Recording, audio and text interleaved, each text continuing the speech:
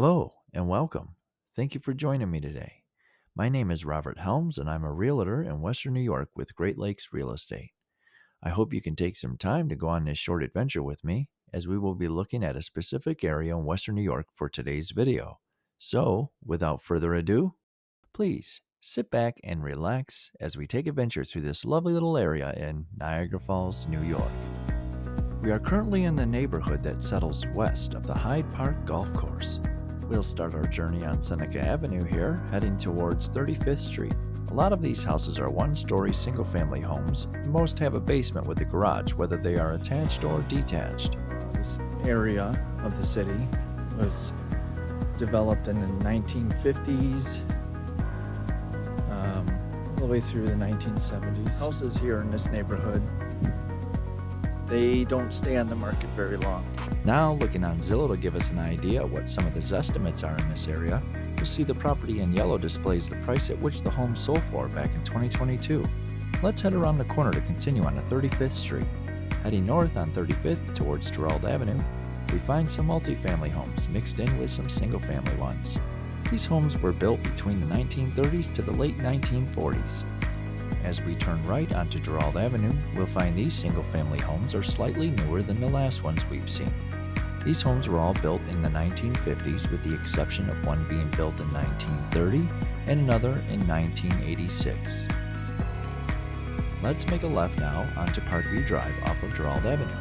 These homes were all built from 1955 to the late 1960s.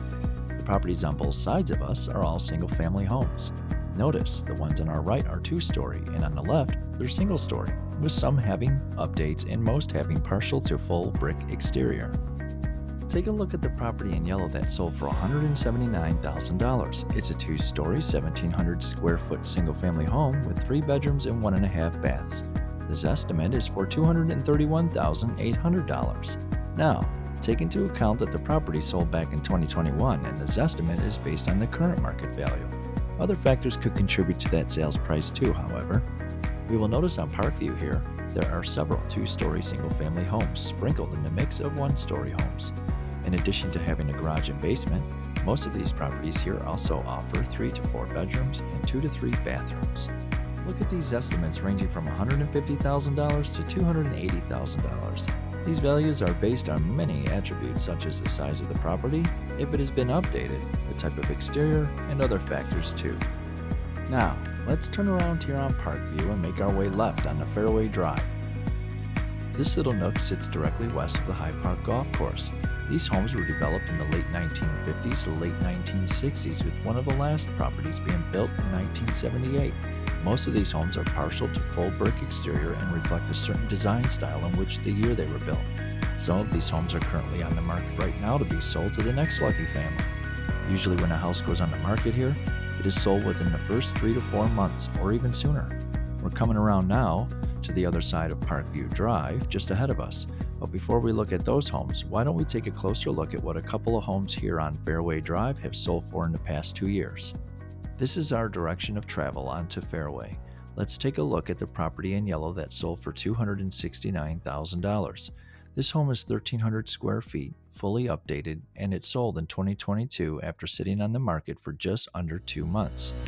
When it was listed, it was priced to sell at $245,000, but due to the competitive market back then, the final sale price was $24,000 over asking. Let's look across the street now at the property that sold in 2023 for just under $183,000 after only being on the market for a little over 2 months. This home is slightly bigger at 1,372 square feet with the same amount of bedrooms, 1 less bathroom. We see that this home was well cared for and has great potential for improvements.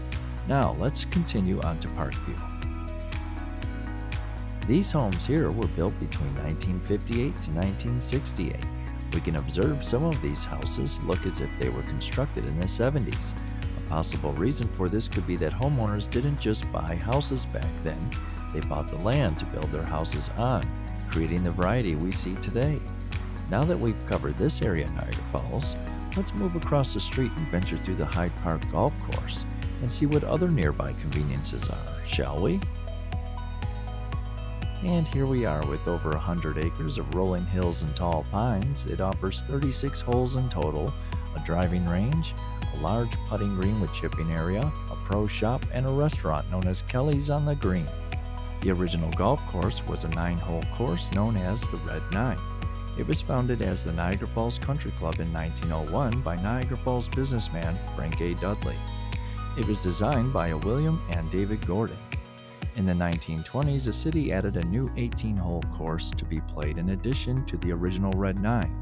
In 1938, the area surrounding the golf course was developed by the Hyde family into what is known today as Hyde Park, a beloved public recreational facility. Since 2019, the city has contracted with Niagara Golf Partners LLC to operate and maintain the course and restaurant. The park is known by locals as the Jewel of Niagara Falls. It offers tourists and locals a large playground, areas for picnics, sport activities such as tennis, lawn bowling, bocce, baseball, just to name a few. Now, how about we take a short walk down the road to the high school? Here we are, Niagara Falls High School. It was established and dedicated on September 1st, 2000. It opened 5 days later, becoming the city's only public high school after merging Old Niagara Falls High School and LaSalle High. The school is known to be home of the Wolverines, and its colors are blue and gold. How far are we from shopping and other activities in the area? Well, we are a 12-minute drive to the nearest Walmart, Sam's Club, Fashion Outlet Mall, dozens of restaurants, and much more. Niagara Falls Boulevard is just up the road from there, where you will find additional shopping such as Target, Tops International, Home Depot, just to name a few. People from the surrounding areas, including Canada, come here daily to shop. Okay, cool. How far are we from the world-famous Niagara Falls State Park? It looks to be about a 13-minute drive or 25-minute bike ride if you take Lockport Street to Main Street, which will take you into the downtown area. There, you will find the signage directing you into the park. If you ride a bike, you can also take advantage of the serene bike path alongside the gorge. What if I wanted to go down the hill to Lewiston, New York? Looks like an 11-minute journey. Along the way, you'll pass by a beautiful stone architecture known as Niagara University. And just right next door is a fascinating power vista where the power reservoir is located. Okay, what about Buffalo, New York? Only a 27-minute drive through Grand Island, New York on the I-190 South, or you can take the scenic route around the river through the Tonawandas to get there, although it'll take you about 15 minutes longer. Great. How far is the old Fort Niagara in Youngstown, New York? Only 19 minutes of a drive at just under 13 miles away on the Niagara Scenic Parkway. You too can be taken back into history over 300 years ago. It remained an active military post well into the 20th century and is still a fascinating place to visit today right there on Lake Ontario. Just across the river in Canada is Niagara-on-the-Lake, a beautiful place to visit year-round offering tourists and locals shopping, entertainment, fine dining, and relaxation right there on the lake. It's only about 35 to 40-minute drive across the border depending on border traffic, but you must remember to bring your passport to cross over.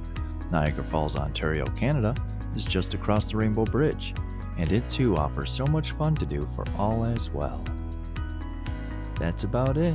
I hope you enjoyed our little adventure through Niagara Falls today. If you should need any help or request any additional information on any of the areas we visited today, please contact me. If you liked the video, kindly show your support by liking it. Thanks for joining me today, and until next time, take care and thanks for watching.